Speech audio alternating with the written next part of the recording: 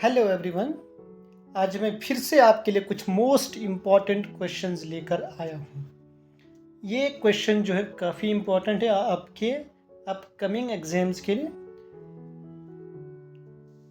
अब जैसे कि आप देख पा रहे होंगे अपने स्क्रीन पर कि क्वेश्चन इस किस्म के हैं कि अगर कोई दो व्यक्ति मिलकर किसी एक काम को 12 डेज में कंप्लीट करते हैं और ये व्यक्ति जो हैं इनके नाम फिर से ए, बी और सी से मेंशन किए गए हैं। जैसे कि आप देखेंगे कि A plus B can complete a work in 12 days,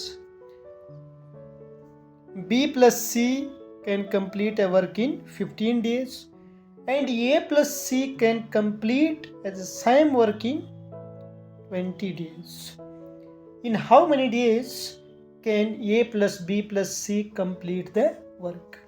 यानी कि ए प्लस बी यानी कि ए और बी नाम के दो व्यक्ति हैं, ये किसी एक काम को 12 डेज में कंप्लीट करते हैं। फिर बी और सी जब मिलकर काम करते हैं ये 15 डेज में कंप्लीट करते हैं और जब ए और सी मिलकर काम करते हैं ये इसी काम को 12 डेज में कंप्लीट कर देते हैं। अब आपने ये बताना है कि अगर ये व्यक्ति तीनों मिलकर एक साथ काम करेंगे तो इस वर्क को ये कितने दिन में कंप्लीट कर सकते हैं। आप देखिए, जब इस किस्म का क्वेश्चन आपके एग्जाम्स में आपको देखने को मिलेगा आपने कैसे टैकल करना है।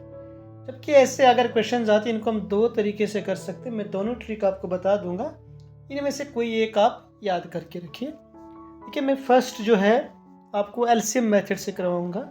एलसीएम क्या निकालना आपने कि ये जो तीन नंबर आपके पास गिवन है पहले इनका एलसीएम निकाल दो, 12, 15 और 20। अब जिसको एलसीएम निकालना नहीं आता है वो ये याद रखें कि एलसीएम एक नंबर होता है, लीस्ट कॉमन मल्टीपल, मतलब कि वो भी एक नंबर होता है, एक ऐसा नंबर होता है जो 12 से भी डिवाइड होगा, 15 से भी डिवाइड होगा और 20 से भी डिवाइड होगा। इन तीनों नंबर से वो नंबर डिवाइड होना चाहिए और वो छोटा होना चाहिए, मतलब कि उससे छोटा दूसरा कोई नंबर ना मिले कि जो इन तीनों से डिवाइड हो जाता है, तब हम उसको एलसीएम बोलेंगे। अब देखिए, एलसीएम याद रखना आपने कि ज़्यादातर जो एलसीएम है वो इन्हीं नंबर में आपको मिल जाते हैं। अगर नहीं मिला तो इससे बड़ा होगा ज़रूर, इससे कोई ग्रेटर नंबर होगा। अभी हम देख रहे हैं 12, 15 और 20, यानी कि ये तीनों किसी एक नंबर को इन तीनों में से किसी को डिवाइड नहीं करते हैं।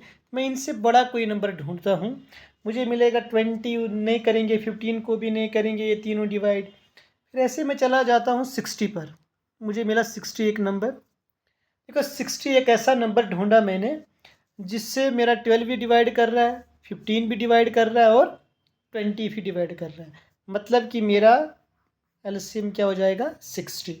अब एलसीएम 60 हुआ और इसको हमने डिवाइड करना है इस एलसीएम को इनकी एफिशिएंसी से, मतलब कि आपने क्या बताना है कि ये 12 को आप किससे मल्टीप्लाई करोगे और ये 60 बनेगा।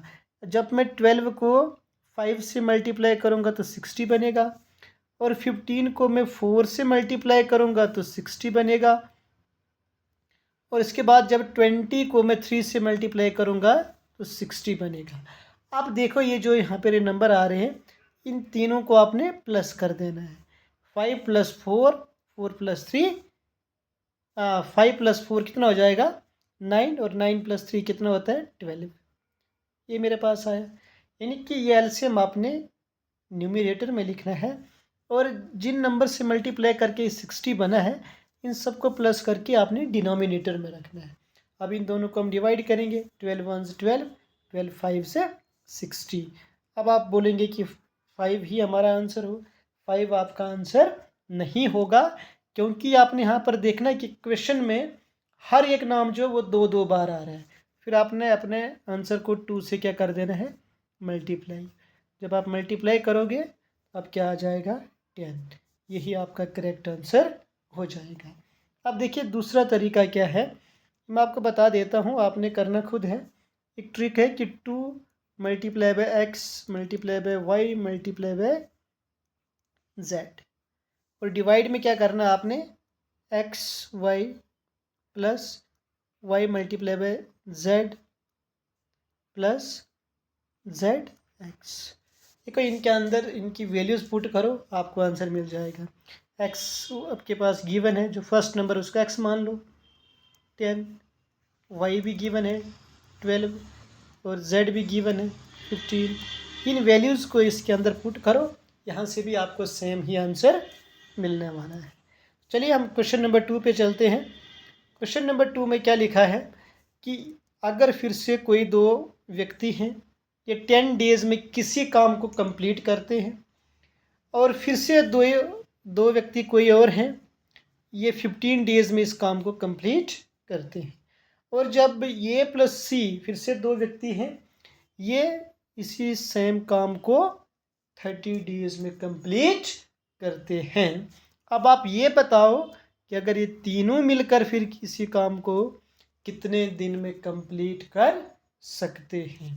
फिर से सेम टाइप का क्वेश्चन है। आपने क्या करना है, पहले इन तीनों नंबर का एलसीएम ढूंढना है।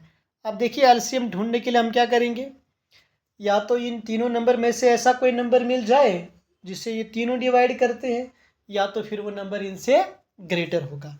देखिए 10, 15 और 30, मुझे पता है कि 30 एक ऐसा नंबर है इन तीनों में से जिसको 30 भी डिवाइड कर रहा है, 15 भी डिवाइड करता है और 10 भी डिवाइड करता है।